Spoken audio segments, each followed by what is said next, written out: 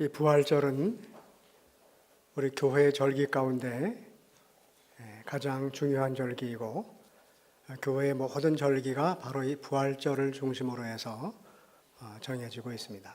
그만큼 이 부활절은 성탄절보다도 오히려 더 중요한 절기로 그렇게 여겨지고 있죠. 오늘 저희들이 부활의 기쁨뿐만 아니라 우리 교회 창립 기념을 함께 또 축하하고 기념하는 그런 기쁨도 또 함께 갖습니다. 주님께서 부활하신 그 기쁨을 저희들이 함께 나누면서 이 대구 땅에 하나님께서 우리 교회를 세우신 그 기쁨도 또 아무 교회가 탈 없이, 요즘에 그 한국 교회들 가운데 교회가 분쟁이 나서 어려움을 겪고 있는 많은 교회들이 있는데, 그 가운데서도 우리 교회는 67년을 지나오면서도 조그만 분쟁도 없이 서로 사랑하고 화합하면서 아름답게 이렇게 지내올 수 있도록 하나님께서 은혜를 내려주신 것을 기억하며 저희들이 다시 한번 그 교회 창립의 기쁨을 가집니다. 오늘 우리 교회가 이렇게 믿음의 반석 위에 든든하게 세워질 수 있는 것은 우리 믿음의 선조들의 그 눈물 어린 기도와 그 희생과 헌신이 있었기 때문이라고 생각을 하고, 생각만 하는 것이 아니라 실제로 또 그렇습니다. 우리 교회도 우리 어르신들이 자기 가정보다도, 어떤 면에서는 자기 자녀들보다도 먼저 교회를 생각하시고 교회를 위해서 물질을 내어놓고 또 밤낮 눈물을 흘리며 기도하시며 교회를 세워오신, 또 이제까지 또 이끌어오신 그 헌신과 희생으로 인해서 오늘 우리 교회가 이렇게 아름답게 지내올 수 있게 됐다라고 하는 것을 생각을 합니다. 부활의 기쁨과 더불어서 교회 창립의 기쁨이 우리 모든 성도님들에게 임하시기를 바랍니다. 사람들이 살아가면서 갖는 가장 큰 기쁨은 출세하는 기쁨보다도 죽었던 생명이 다시 살아나는 기쁨, 아마 그 기쁨이 더 클 것입니다. 자녀들이 좋은 학교를 들어가고 또 좋은 직장을 들어갔어요. 우리나라에서는 대기업에 들어가는 것을 부모가 제일 자랑스럽게 생각을 한다고 그래요.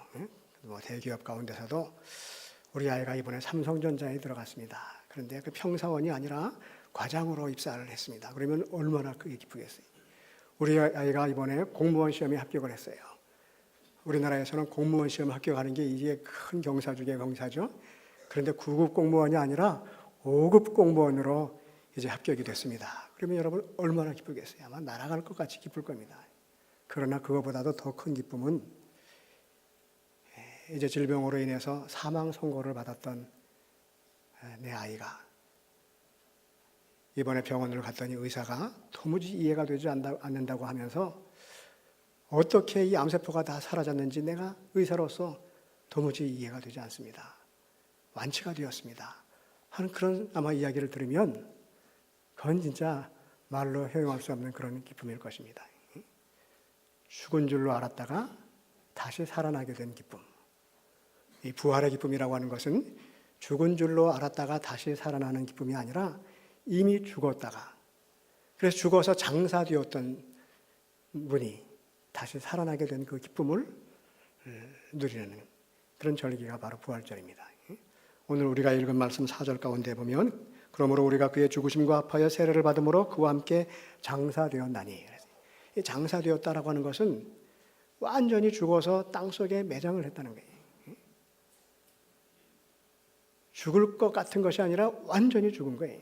그래서 죽어서 이제 장사가 되었나니,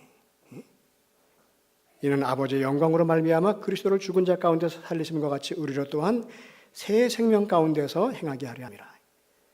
우리들이 예수 그리스도의 죽음과 함께 우리들도 죽고, 그리고 주님의 부활하심과 함께 우리들이 다시 사는 그 부활의 기쁨을 경험하는 것은, 그 부활의 기쁨을 통해서, 그 부활의 그 사건을 통해서 우리를 새 생명 가운데서 살게 하기 위함이라는 거예요. 새 생명 가운데서 행하게 하려 함이라 라고 하는 것은 새 생명 가운데서 살게 하기 위함이라는 거예요. 여기서 말하는 새 생명은 헬라어 원문의 해석에 따르면 새 생명이라고 하기보다는 생명의 새로움이라고 그렇게 번역을 하는 것이 더 옳습니다. 새 생명이나 생명의 새로움이나 사실 큰 차이가 없지만, 그러나 생명의 새로움이라고 하는 것은 내 삶이 완전히 새로워졌다는 거예요. 완전히 바뀌어졌다고 하는 겁니다. 내 삶이, 내 생명이 완전히 새로워지는, 완전히 달라진, 완전히 변화된 그 기쁨을 갖고 그 기쁨 가운데서 살게 하게 함이라 라고 하는 그런 말씀이에요. 그리스도 안에서 죽고 다시 살아난 사람들은, 부활의 그 감격을 경험하는 사람들은 그 삶이 완전히 새로워지는 그런 그 경험들을 하게 된다는 거예요. 이 삶이 새로워진다고 하는 것이 뭘까? 새로운 삶을 경험한다고 하는 것이 뭘까? 한번 생각을 해봅니다. 맞는 예가 될지는 모르겠지만 우리나라 사람들이 살아가는 생활의 모습과 서양 사람들이 생활하는 삶의 모습은 좀 달라요. 근데 굉장히 많이 달라요. 다 똑같이 사람 살아가는 삶인데, 그런데 이해가 되지 않는 부분들이 있어요.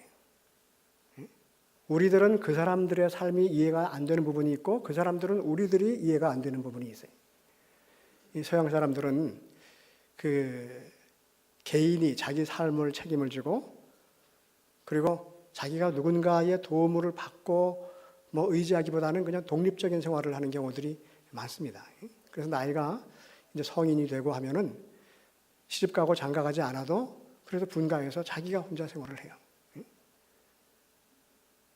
그런데 다는 그렇지 않지만 어떤 경우에 이렇게 보면은요, 먹는 것도 자기가 그 요리한 것을, 자기 몫이 있으면 그것을 옆에 있는 사람과 나누지를 않더라고요. 사람이 옆에 있어도 그래도 함께 드시자고 하는 그런 얘기를 안 해요. 근데 그게 무슨 못돼서 그런 게 아니라 그냥 늘 그렇게 생활해 왔던 것 같아요. 예를 들면 제가 라면 한 그릇을 끓였어요. 라면 한 그릇을 끓였는데 옆에 홍석배 집사님이 계셔.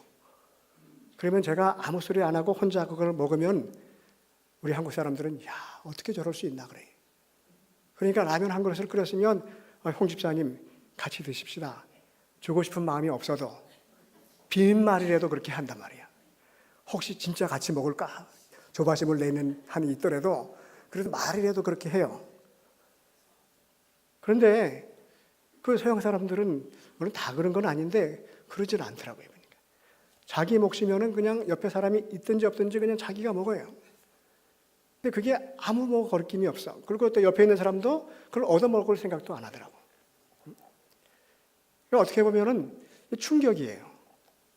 이제 그 비슷한 예들이 굉장히 많아요. 또 유럽에서는 남자와 여자가 이렇게 함께 동거를 합니다. 같이 살아요. 부부처럼 살아요. 근데 혼인신고를 안 했어. 결혼은 안 했어.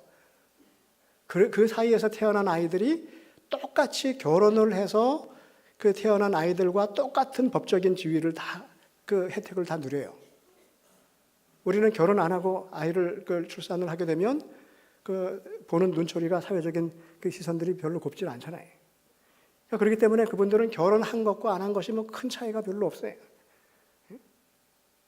그것도 참 이해가 되지 않는 모습 가운데 하나예요.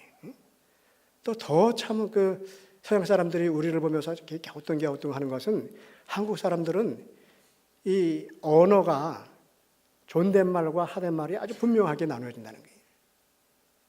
그래서 사람들이 만나면 내가 이 사람한테 존댓말을 해야 될지 아니면 말을 그냥 놔도 되는지 그걸 먼저 확인하려고 그래.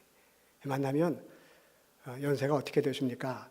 이렇게 물어보는 경우도 많죠. 근데 그렇게 노골적으로 물어보긴 좀 그러면 무슨 띠세요? 띠가 무슨 띠세요? 그렇게 물어봐요. 그걸 뭐냐면 띠가 궁금하다는 얘기가 아니라 뭐가 궁금하다는 거예요. 나이가 궁금하다는 거예요. 그래가지고 보니까 나보다 한 살 적네. 그러면 그때 마음을 탁 놓고 말도 달라질 수 있어요. 물론 다 그렇게 하는 건 아니지만. 그래서 지난번에 어떤 그 프로를 보니까 그 다큐멘터리 가운데 유치원에서 아이들이 4살, 5살, 6살, 7살 아이가 4명이 모였어. 전부 처음 보는 아이들이야. 아이들이 한 명씩 들어오는데 4명이 같이 앉아가지고 이렇게 보면서 제일 처음에 아이들이 뭘 물어보는가 했더니요. 너 몇 살이야? 그러더라고. 너 몇 살이야? 나 5살이야. 그랬더니 넌 내 동생이야. 내가 형아야. 그리고 나서 이제 관계가 시작이 돼. 아마 집에서 가르쳐주지는 않았을 거예요. 밖에 나가서 놀 때 꼭 나이부터 확인해라. 그러지는 않았을 건데 그 좋은 면도 있어요. 어른한테는 존댓말하고.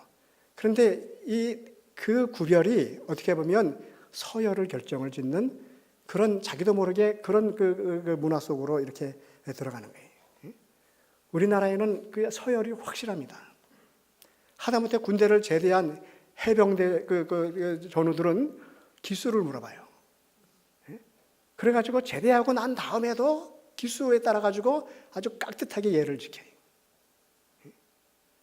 군대에서 사단장 있고 대대장 있고 무슨 뭐 중대장, 분대장, 무슨 소대장 있는 것처럼 학교의 직제도요. 학교도 교장, 교관, 무슨 뭐 교무부장 뭐 그다음에 또 그 담임, 또 반장, 부반장, 그리고 분단장 뭐 이래가지고 이 직제가 군대의 직제와 거의 똑같아요. 알지 못하는 사이에 우리 모든 생활 전반에 나이와 무슨 뭐 직급에 따른 그 서열이 확실하게 매겨져 있는 거예요. 근데 외국 사람들은 선생님한테도 당신 어떻게 생각하냐? 이렇게 물어봐요. 아버지한테도 너 밥 먹고 싶어? 밥 먹을래? 안 먹을래? 그렇게 물어보잖아요. 그러니까 그 외국 사람들이 우리나라에서 이렇게 그 서로 사람들이 생활하는 모습을 보면 이게 도대체 자기는 이해가 안 된다고 하는 그런 말들을 자주 하더라고요. 삶의 새로움이라고 하는 것은 어떤 면에서는요, 우리들이 완전히 다른 문화권 속에 들어가가지고 거기서 그들의 문화 속에서 내 이전의 삶의 그 문화를 다 이렇게 내려놓고 다 버리고 완전히 새로운 문화 속으로 들어가서 그 문화 속에서 그 가치관 속에서 자기의 삶을 완전히 바꿔가지고 생활하는 그런 모습이 어떻게 보면은요, 새로운 삶이에요. 완전히 자기를 바꾸는 거예요. 바꾸지 않으면 그러면 그 공동체 속에서 살아가기가 어려워요. 우리나라 사람들의 그 어떤 문화적인 그런 그 의식을 가지고 생각을 가지고 그 가치성 사람들과 이렇게 살아가려면 가깝게 그냥 그 울타리 속에 살아가려면요, 이 부닥치는 게 너무 많더라고. 그러니까 이전의 내 삶의 모습을 바꿔야 돼. 그렇잖아요. 어떤 면에서는요, 우리들이 예수 그리스도로 말미암아 죽고 그리스도 예수와 함께 죽고 내가 그리스도 예수와 함께 다시 살아나서 내가 부활의 삶 속으로 들어갔다고 하는 것은 이제까지의 나의 모든 삶의 그 문화들을, 삶의 모든 가치관들을 다 내려놓고 천국의 가치관으로, 천국의 문화로 완전히 바꾸는 거예요. 다시 말하면 예수 그리스도의 문화로, 그 가치관으로 바꾸는 거예요. 그렇게 살아가는 것이 그게 생명의 새로움으로 살아간다고 하는 거예요. 그리스도 예수와 함께 부활한 사람들은 생명의 새로움으로 살아간다고 하는 거예요. 그 생명의 새로움이라고 하는 것은 세상적인 모든 가치관과 세상적인 모든 삶의 질서들을 다 내려놓고 하나님 나라의 질서로, 하나님 나라의 가치관으로 다 바꿔버리는 거예요. 출세하는 것이 우리들에게 가장 큰 그 목표죠. 우리들의 삶의 목표는요, 이정표는 출세에 맞춰져 있어요. 대학 가는 것도 출세하기 위해서예요. 돈 많이 버는 것, 그게 곧 출세고 부자가 되는 것이고 잘 사는 것이라고 하는 생각을 갖고 있어요. 아무개 집사님은 참 잘 살아. 그러면 그 사람이 행복하게 산다고 하는 얘기가 아니라 돈이 많다는 얘기예요. 출세했다는 얘기예요. 여러분, 그 세상적인 가치관이 특히 한국 사회 속에서 우리들이 갖고 있는 생각들이 그걸 바꿔야 돼요. 내가 출세를 했든지 못했든지 그리스도 예수와 함께 주님께서 나에게 주시는 그 은혜로 말미암아 내가 감격과 기쁨과 하늘의 평안을 누리며 살아갈 수 있다고 한다면 그것이 최고인 것으로 여길 수 있는 그런 생각의 전환이 있어야 된다는 거예요. 우리들은 돈 잘 못 벌고요, 가난한 생활을 하고 좋은 학교 제대로 못 가고 취직 제대로 못하면 실패했다고 그래요. 실패했다 그러죠. 그러나 그리스도 예수 안에서 다시 사는 부활의 삶을 경험하는 사람들은 그게 실패가 아니에요. 여러분, 우리 인생에 실패라고 하는 것은 없어요. 그냥 나는 세상 사람들이 말하는 좋은 기업, 소위 말해서 그 대기업이라고 하는데 아니면 공무원이라고 하는 그 공동체 속에 내가 들어가지 못한 것 뿐이지, 내가 돈을 많이 벌지 못한 것 뿐이지, 그것이 왜 내 인생의 실패가 되냐 말이에요. 실패가 아니에요. 우리 인생에는 실패가 없어요. 세상의 질서 속에는 실패가 있어요.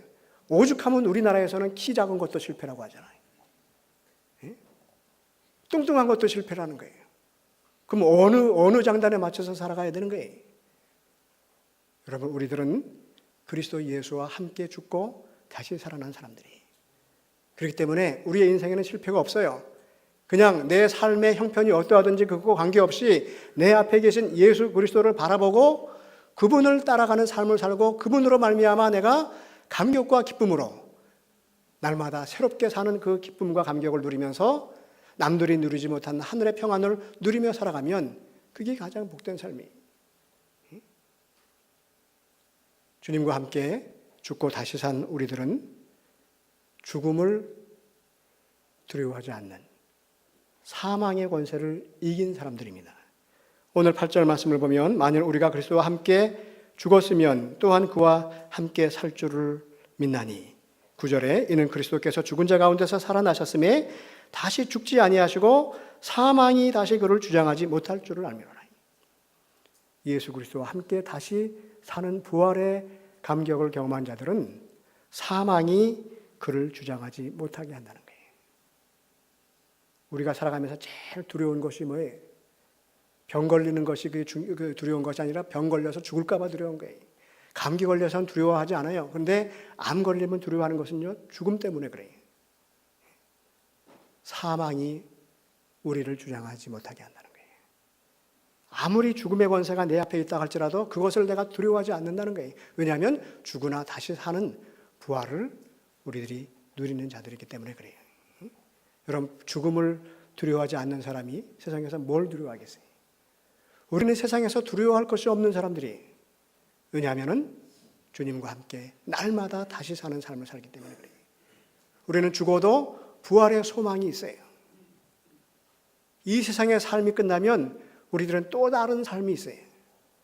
그 삶을 우리들이 믿고 바라보는 거예요. 그렇기 때문에 주님 안에서 다시 사는 우리들은 시간이 매 순간순간이 새로워질 수가 있다고 하는 거예요. 세상 많은 사람들은 죽지 못해서 산다고 얘기를 합니다. 내가 용기만 있으면 죽을 텐데 죽지 못해서 산다는 거예요. 그럼 뭐 때문에 죽지 못할 정도로 그렇게 힘들어요? 돈이 없는 게 불편할 수는 있어요. 사회적인 지위가 없는 것이 때로는 우리들이 조롱을 당하는 그런 아픔을 줄 수도 있어요. 그러나 그것 때문에 죽고 싶은 것은 아니에요. 죽지 못해 사는 사람들이 아니라 우리는 날마다 새로움을 경험하면서 살아가는 사람들이에요. 주님이 부활하셨고 또 우리들도 부활의 삶을 함께 나누는 자들이기 때문에 우리들은 매일매일 소망을 가지고 사는 거예요. 죽지 못해 사는 것이 아니라 감격과 기쁨으로 살아가는 삶입니다. 주님께서 십자가에 달리셔서 죽으시고 부활하신 것은 우리들에게 그 소망을, 그 감격을, 기쁨을 주시기 위함인 것입니다. 구체적인 우리의 삶의 현장에서 날마다 주님과 함께 죽고 주님과 함께 다시 사는 놀라운 경험들을, 은혜들을 누리며 살아가는 저와 여러분 되기를 간절히 바랍니다.